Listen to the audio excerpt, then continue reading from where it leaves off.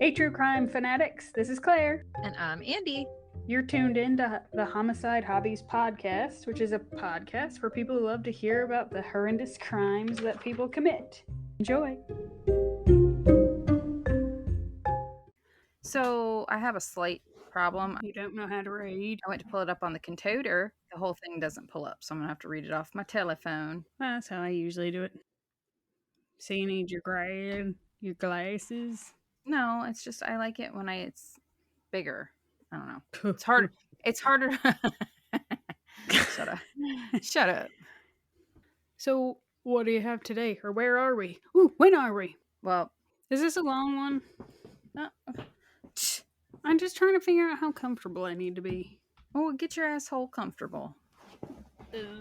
Along with the cheeks with it. Do I need a pen and paper? No. I feel like you don't. Okay. I'll trust you. Today we're going to be in several states, and I decided to let you guess our state where our murderer was incarcerated. So, I'm going to need more than just that. I'm just telling you. So later when you're like, wait, we're there too? Why didn't you have me guess that one? Because I think we're going to stick with... But it's not how I sound. I beg to differ. Anyway, so our where has a state flower that I cannot tell you because it has the state's name in it. But their state bird is the scissor-tailed flycatcher. Arizona.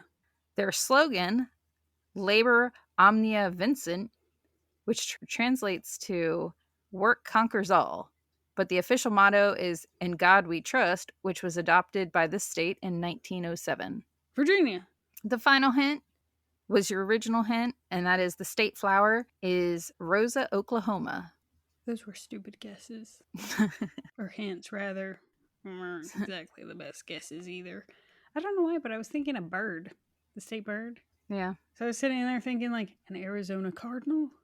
Pretty sure I wasn't thinking a plant. Well, our murderer for this week is someone you may have heard of before. She was responsible for the deaths of 11 people between 1927 and 1954. She murdered 4 husbands, 2 children, 1 of her sisters, her mother, 2 grandsons, and 1 of her mother-in-laws. How am I supposed to know who she is? Are we related? It's a great way of letting you know our mom is crazy and old. Yeah, I was going to say, and she looks amazing for coming up on 100. Anyway, the crazy woman we'll be discussing today has several names, but she was born Nancy Hazle on November 4th, 1905. Why would I know who that is? Just listen. She was born in Blue Mountain, Alabama, to her mother, Louisa. And census records right after Nancy's birth in 1905 show that Louisa was living alone with her daughter. So I'm not sure who the biological father is to Nancy. No, there was her mom. The man Nancy knew as her father, James Hazle, appears to have come into her life later. Her mom is Louisa, and the man she knows as her pal is named James. Nancy was nicknamed Nannie. I don't know why. I would have hated that as a kid if I was called Nannie. You were close. Andy. True.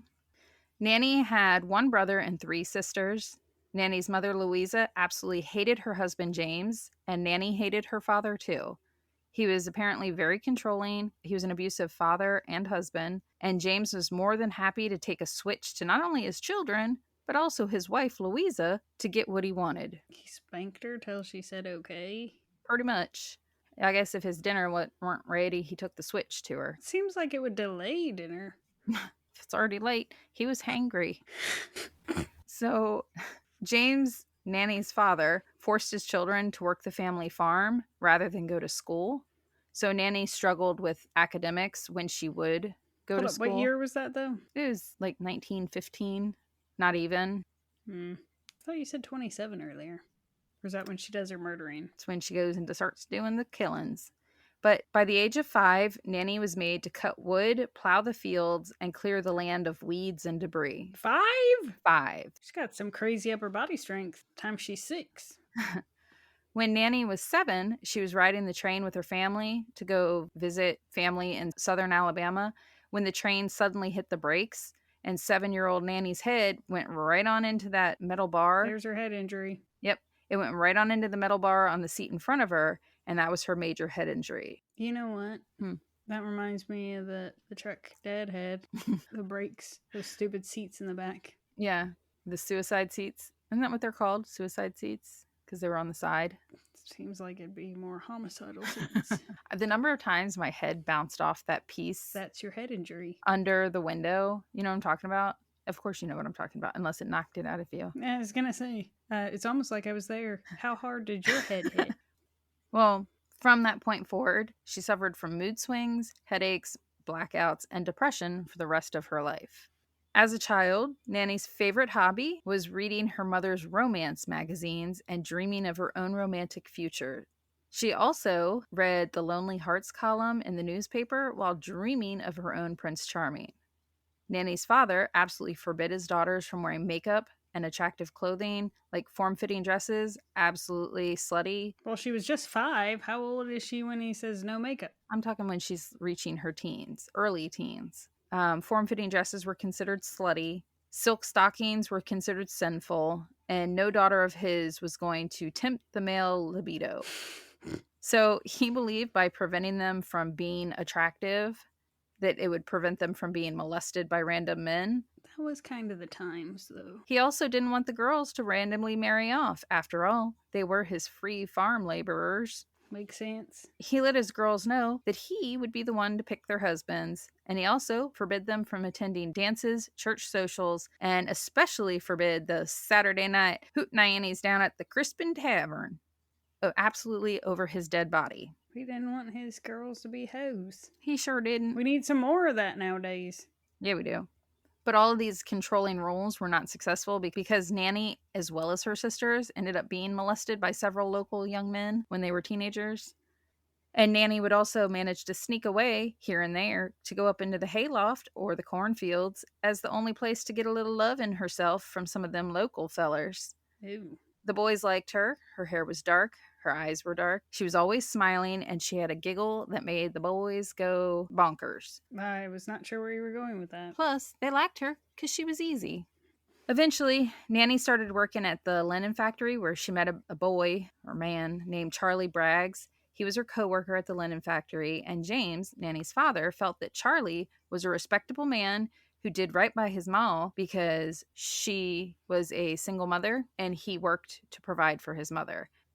And just like that, 4 months after they first met, Nannie was married off to Charlie in 1921 when she was just 16. Am I supposed to be shocked? No.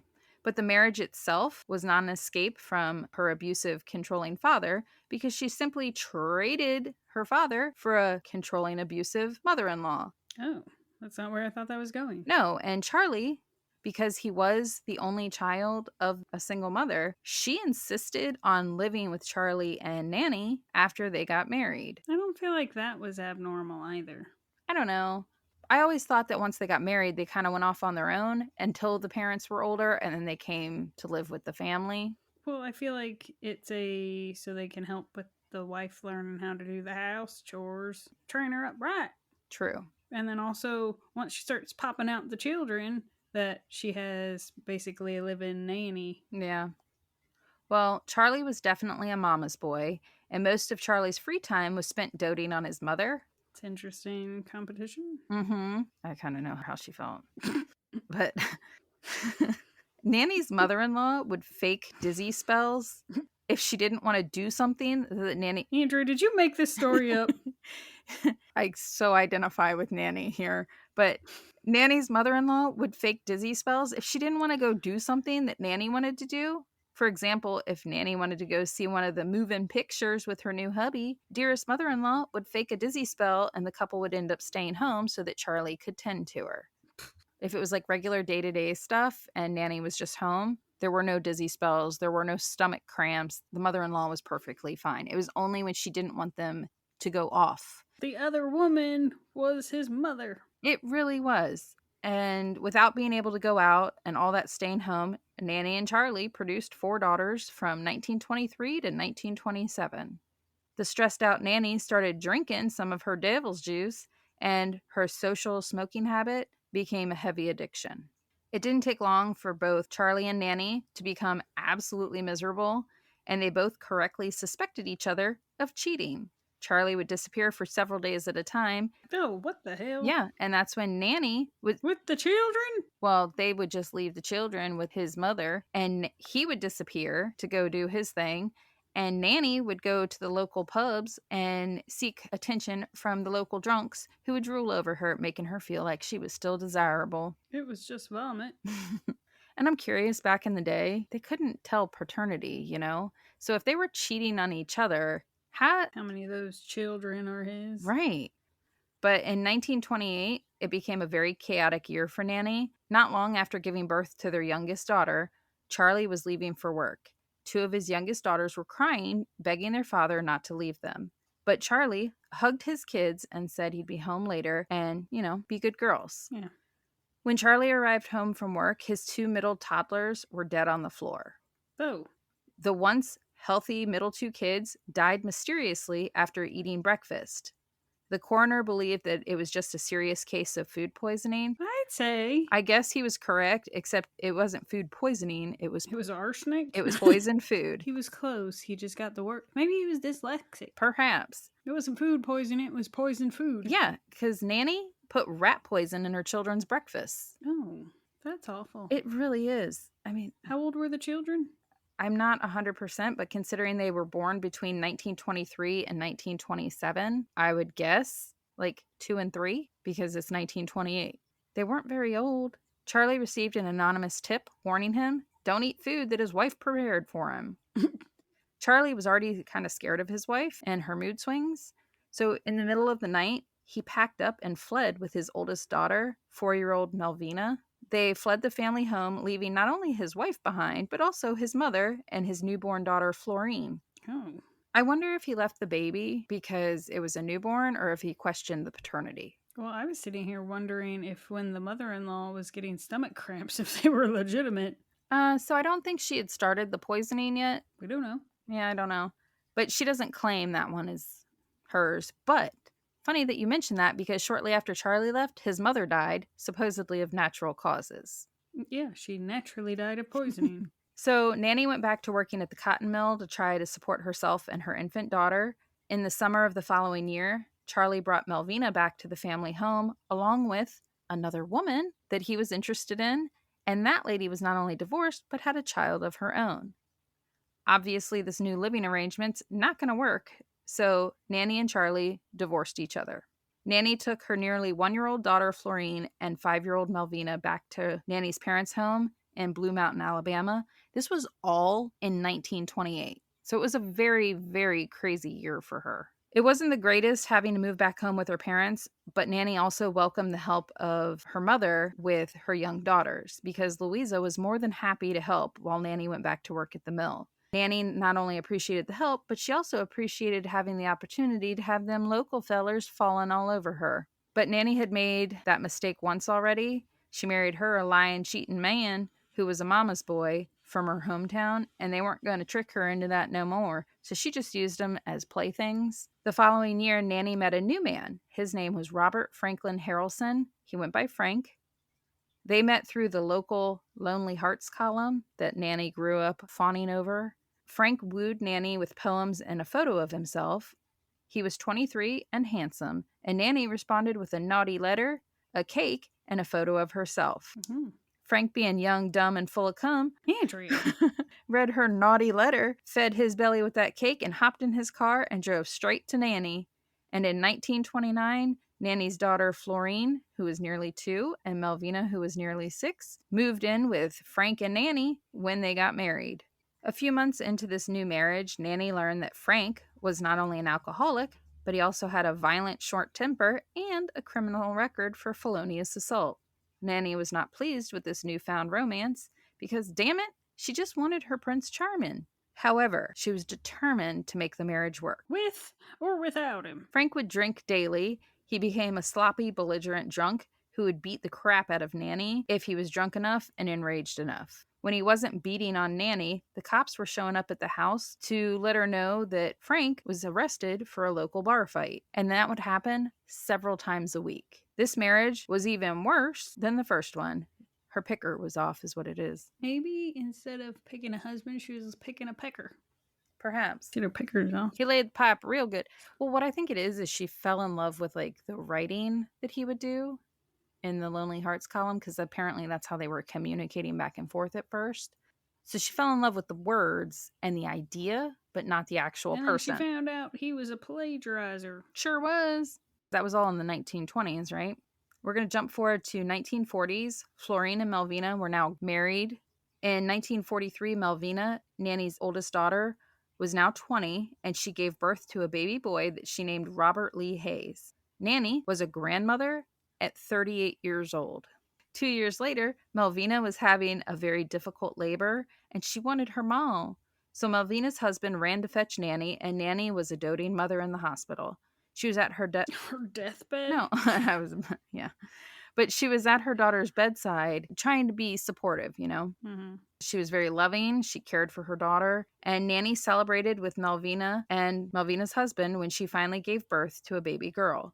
Nannie was holding her newest grandchild in her arms. Her son-in-law had fallen asleep in the hospital room, and Melvina was groggy from the ether they had given her to help with her labor. But Melvina swears that she saw her mother jab a hat pin into the soft spot of the baby's head as she drifted in and out of consciousness.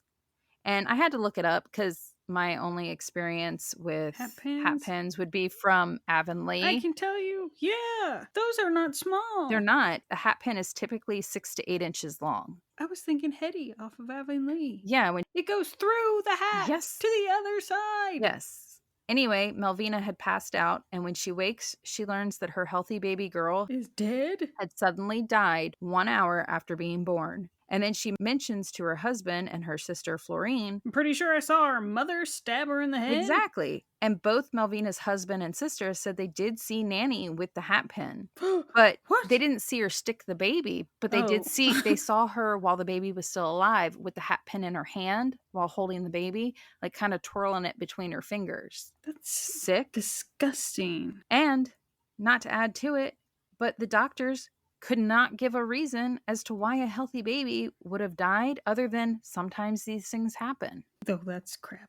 Right. Sometimes a hat pin just falls into their head hole.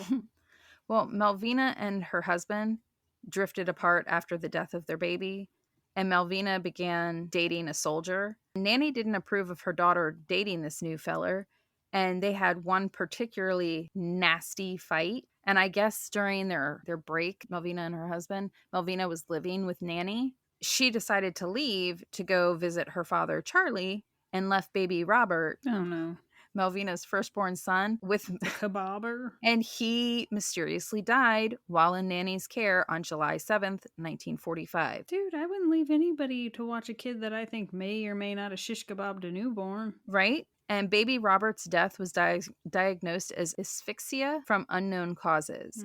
And that was just 6 months after the death of their baby girl. She's not a very nice granny. She sure wasn't. Keep in mind that you just said that. Nannie, she played the role of a lifetime. She cried and wailed. She screamed and even fainted as they lowered the tiny coffin into the ground. She really put on a show. Are you surprised? No. But 2 months later, Nannie went and collected a $500 life insurance that she'd taken out on baby Robert. That's pretty suspicious. Mm-hmm. Now, keep in mind, Nannie's still unhappily married to her alcoholic, violent husband, Frank Harrelson. September 14th, 1945, Frank had come home drunk after celebrating with some buddies who had returned from World War II. That night, in his drunken state, he demanded sex. Nannie told him no, so he raped Nannie. And while he raped her, she stared at the ceiling and she made a vow to get even with Frank for this. The next day, she was tending to her garden because that was her happy place. And she found Frank's hidden bottle of moonshine in the dirt. So Nannie took that there bottle and added some rat poison to his moonshine. And Frank, being an alcoholic, of course, drank his moonshine that evening, and 38-year-old Frank Harrelson died that night after writhing in pain. Nannie's marriage to Frank lasted 16 long, excruciating years. I don't know which would be worse, the rat poison or the hairpin. I have no idea. His death was ruled food poisoning or oh my God. His death was ruled food poisoning or some other possibly alcohol-related illness. They were close. You know what? We think he died of food poisoning, regardless of the fact that there was no food in his stomach. Right. And no one suspected Nannie because she appeared to be the doting wife who was extremely grief-stricken. She learned that by throwing on a very dramatic show that nobody suspected her of anything. Nannie conveniently had another life insurance policy that she'd taken out on Frank. She cashed that check and bought herself 10 acres of land and built herself a house right outside Jacksonville, Alabama. Nannie, once again, single and ready to mingle. She was reading one of her childhood favorites, the Lonely Hearts columns, and she read a post written by a man named Nannie Lanning. She met him while traveling through Lexington, North Carolina, and they married just 3 days after meeting. All right. Arlie was also an alcoholic. He was also a womanizer. That's her type. Yep. You know what it is? I think because the guys that are smooth talkers, and you know how you get the liquid courage, I think she thought that was them being romantic, not realizing they do this all the time. With Arlie being an alcoholic womanizer, just like her previous husband, Nannie wasn't going to be the one sitting at home all alone. Nannie would disappear for months at a time. Arlie, unlike Frank, never hit Nannie, but she said her reason for taking off was his love of alcohol and his love of other women. She just couldn't bear to witness it, and she would leave. And he smelled like turds. Well, she would go visit her 84-year-old mother in Alabama, or she would visit her sister Dovie, who was bedridden. Probably because of a hat pin stick. Well, her sister was bedridden because she had cancer. Sure. And when Nannie would come home to Arlie, he'd make promises to change his ways, and once again, she played the happy, doting housewife. When he died suddenly from what was said to be heart failure, since he was known around town as a heavy drinker and a flu virus had been traveling through the area, the townspeople fully supported Nannie at his funeral while she put on her show. Everybody felt sorry for Nannie. She was a God-fearing woman, a churchgoer, a good woman whose alcoholic husband was seen quite frequently visiting them prostitutes. Oh. Right. Everybody just felt really sorry for Nannie, and she deserved so much more. And during that, I'm pretty sure when she married him, she must have sold Herself? her 10 acres and her house to live with him. And little did anyone suspect that Nannie had laced his bowl of prunes and coffee. Oh. Yeah. With her poison of choice. Who doses somebody's prunes? This is a low blow. He's already plugged up. But she doused his prunes and coffee with rat poison. Arlie survived almost 3 years of his marriage to Nannie before she killed him off. And then soon after Arlie died, Nannie had learned that the couple's house they were living in, he left it to his sister. So Nannie was pissed and the house magically burned down. Whoopsies. Must have been the prunes. Conveniently, by the way, before the house burned down, Nannie had put her TV and other personal belongings that meant something to her in the back seat of her car while the house was being burned down. And when asked about it, Nannie said, she had a bad dream. She said that the TV was getting repaired and she was just having one of them reminiscing things that she bringing those things to her ma to make her ma feel good. And everybody bought that. That's because also during these times was when the little ladies can't do all the things and the connivings and the plannings. Exactly. She couldn't have come up with that plan all on her own. Not at all. So Nannie went to go stay with Arlie's mother, so her now dead husband, and her house is burned down. She moves in with his mother. And as soon as she got the insurance check from the house being burned down, Nannie quickly cashed it, and then Arlie's mother, who was older but otherwise healthy, oddly died in her sleep. Hat pin. Nannie left North Carolina and ended up at her sister Dovie's home. Dovie, who was bedridden from the cancer. If you haven't noticed a pattern yet, shortly after Nannie's arrival, she ate the prunes. Dovie mysteriously died in 1950. So if anybody's in her way, done. She poisons them. After one divorce, 2 dead husbands, 2 dead grandchildren, and a partridge in a pear tree, 2 dead mother-in-laws, 1 dead sister, and 1 burned down home, Nannie found herself single and out prowling for her next husband. You'd think she'd quit with the marriage and... She's really into the soap operas and stuff at this point. She's creating her own. She is. So she joins a dating service called Diamond Circle Club. She would pay her membership fees, and they would send out a newsletter to all the members of Who's available? Right, with their ads describing what they're looking for and about themselves. It was the original Tinder. It really was. And she absolutely loved when she got her newsletter. But at this point, Nannie's no longer young. She's now 47. And while I don't think that's old, for the times, being married off at 16, your prospects are getting a little smaller because you're considered older. Well, it depends what they're looking for. Right. Nannie, like I said, 47, she's gained some weight on her belly and hips. And she's now got to wear glasses. She's got a double chin and her hair's turning gray. And there's no Photoshop. When she realized she could no longer get those strapping young men and they weren't checking out her goods, Ew. she decided to search for a more mature man. In Nannie's free time, when she wasn't drooling over finding a new mate, she loved watching TV, particularly soaps.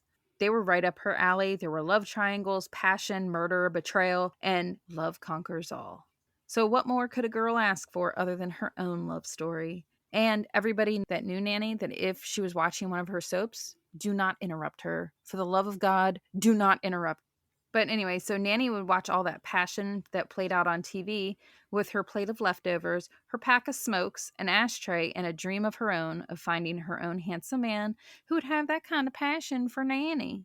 And that's when she met her soon-to-be fourth husband through the Diamond Circle Club. His name was Richard L. Morton of Jamestown, North Carolina. They married in 1952 in Emporia, Kansas. Nannie moved to Richard's home in Kansas. Richard was not abusive or an alcoholic. He was actually perfect. Each time he ran into town, though, he'd be gone for longer and longer. Nannie decided to do some recognizance, and she was devastated to learn that when he ran errands, He was prostituting? and as he put it, he was dwaddling in town. Dwaddling. He lost track of time. In reality, he was struggling with keeping his pepe in his pants. He was leaving for long stretches of time because he was diddling other women, and not just one, multiple. Nannie was distraught to discover that Richard, her tall, dark, and handsome feller, had another lady that he was taking care of in town as well. He's gonna get the prunes, that's for sure. And he had another girl that he was diddling on the side. So not only does he have another woman that he's taking care of, he's diddling somebody else and married her.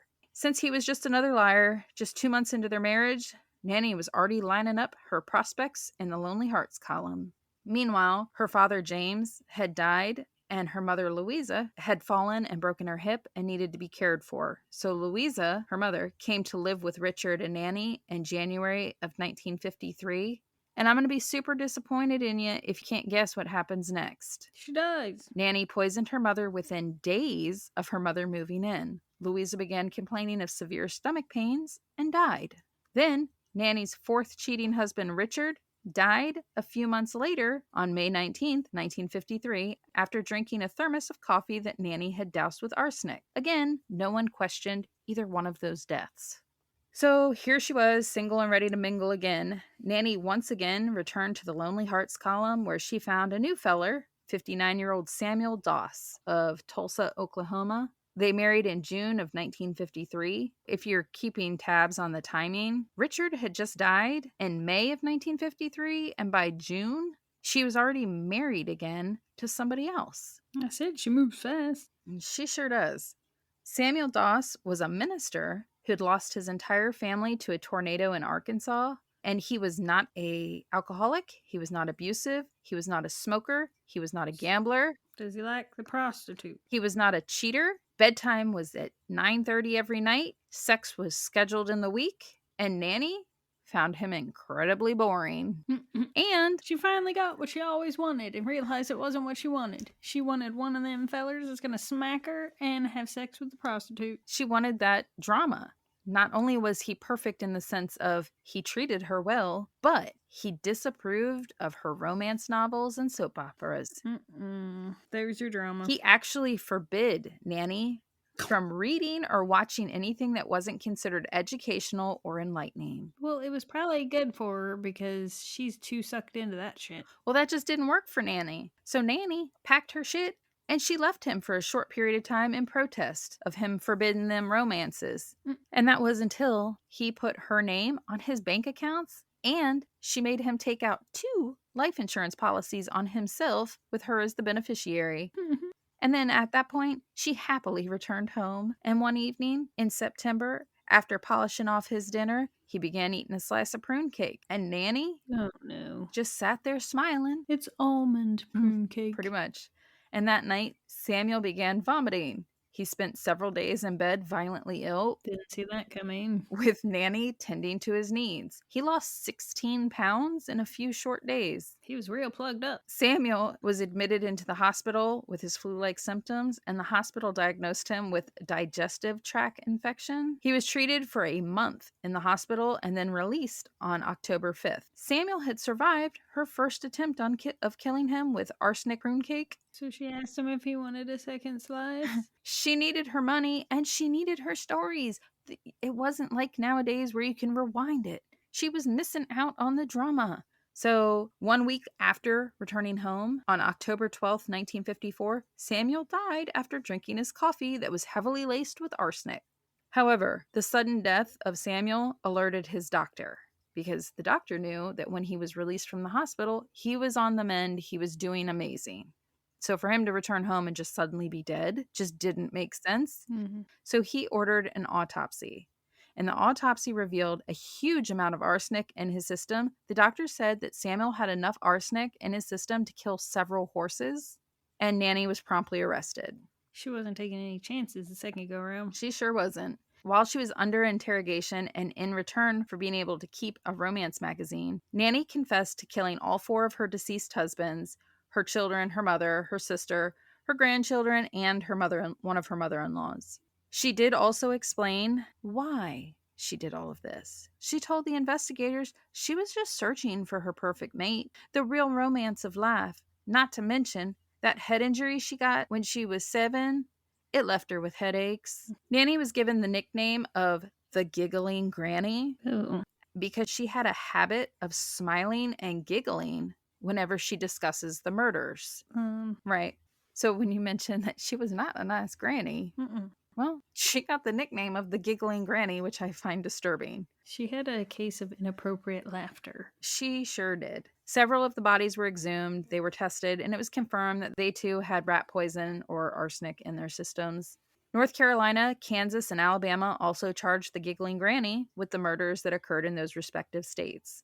In Oklahoma, where she was being tried, Nannie was facing the electric chair. In 1953, Nannie was found guilty of the murder of her 5th husband, Samuel Doss. She was looking at becoming the first woman to be executed by the electric chair in Oklahoma. But she won't be. Random fun fact, the first woman to be executed by the electric chair in Oklahoma was a woman named Wanda Jean Allen, and that wasn't until January 11th, 2001, nearly 50 years after Nannie's sentence. 2 years into Nannie's sentencing, on May 17th, 1955, a judge commuted her death sentence to life because he said she was declared insane and it would set a poor precedent to execute not only a lady, but especially one of them crazy ladies. Nannie was never tried for the other murders, even though she did admit to them. After 2 years in prison, she made it known that she now dreaded that life sentence she was granted and wished they would have executed her because she just didn't like prison. It wasn't as much fun as she had hoped for. I think she wanted the Pepe and couldn't get it. She complained in an interview that the only job they would allow her to do in prison was the laundry, even though she kept requesting to be put in the kitchen, and her requests were always denied. I wonder why, Miss Prune Cake Poisoner. And after just 10 years in prison, Nannie died from leukemia in the hospital ward of the Oklahoma State Penitentiary on June 2nd, 1965. Couldn't have happened to a nicer lady. It's too bad somebody didn't give her some prune cake. Right? But that is the Giggling Granny, Nancy Hazle, Nannie Doss, whatever. Her name, you can Google all her different names and different things pop up. I imagine she's got a whole lot of names since she was married 58 times. But the hat pin thing is horrifying. Even if I had like a dream of it, I feel like it'd be worth just like there's no one else who can watch the kids. Right. I was pretty disappointed in her daughter for leaving her son. Especially since other people were like, yeah, she did have the baby and was twirling a hat pin. I feel like twirling a hat pin and holding a newborn baby are activities that don't need to be done simultaneously. They sure don't. And the fact that they saw her with it and she thought she saw her mother stick it in the baby's head, I mean, I don't know, that's pretty scarring for me. Mm-hmm. When I read that, I was like, oh, lady was real crazy.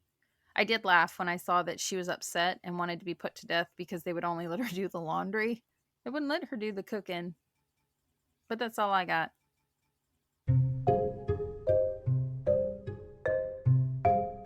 Thank you for listening to Homicide Hobbies. I'm Claire. I'm Andy. Follow us each week to get your fix of the atrocities that occur in true crime. And don't forget to tell people about us and rate us if you like us. But don't rate us if you didn't. Just change